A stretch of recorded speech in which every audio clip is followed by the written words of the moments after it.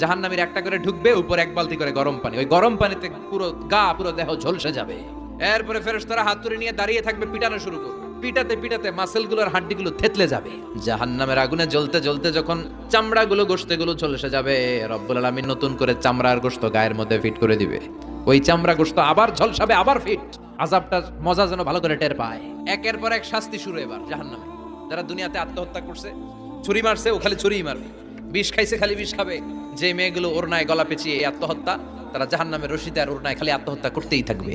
যারা স্মার্টফোনের ভিতরে ইন্ডিয়ান নায়িকাদের কোমর দোলানো ডান্স দেখেছে, অশ্লীল ভিডিও দেখেছে, জাহান্নামের গরম শিক চোখের ভেতরে ঢুকিয়ে দেওয়া হবে। যারা মিথ্যা বলতো, ওদেরকে এক লাইন জাহান্নামের ছুরি দিয়ে কুচি কুচি করে জিব্বাটা কাটা হবে।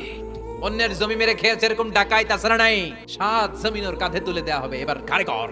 গিবত করে চগল করি আসে নাই, তাদেরকে আল্লাহ জাহান্নামের তামা দিয়ে নখ বানায় দিবে, আগুন ঝরবে ওটা থেকে। নিজেরা নিজের গালের গোশত আর বুকের গোশত টেনে কুড়ে কুড়ে খাবে।